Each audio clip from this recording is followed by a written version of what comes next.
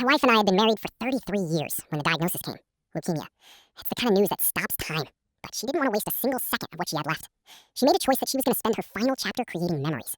She poured everything she had into our grandkids, giving them the time of their lives, making sure they'd have light to hold on to. But she also made sure she had a few final adventures for us, too. The last time she was well enough to head out, we decided to take the motorbike. It was a crisp, clear day, and we rode out toward the coast.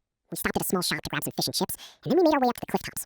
We found a spot in the tall, native grass, the kind that sways and rustles in the sea breeze, and just sat there, looking out over the water. We were sitting there quietly when we suddenly saw them. A pod of orcas was moving up the coast, right near the shore. Now, seeing them isn't completely unheard of. It's their route as they migrate north from Antarctica. But this wasn't just one pod. It was wave after wave of them. There must have been 50 or 60 whales, spread out over 4 or 5 miles of ocean. It was an absolutely awesome, overwhelming sight. The kind of beauty that makes you feel small in the best way possible. The ride home was just as clear and cool as the ride out. As we hit a long, straight stretch of road, I felt the bike calling for a little more speed.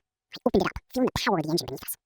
As I eventually slowed down to take a corner, I braced myself for the usual playful jab in my ribs, the one I'd gotten for 33 years every time I went a little too fast. I called out an apology over the wind, fully expecting her to tell me to slow down. But she didn't. Instead, she leaned in and said, "I've got cancer, Dave. Thrill me." Permission granted. I didn't hold back. I gave her the ride of a lifetime, holding on to every second of that freedom. She passed away shortly after that. But when I look back, I don't think about the illness. I think about the grass, those 50 whales, and the way she chose to face the end of her life, with her arms around me, begging for one last thrill. It was a damn good memory, and it's one I'll keep forever.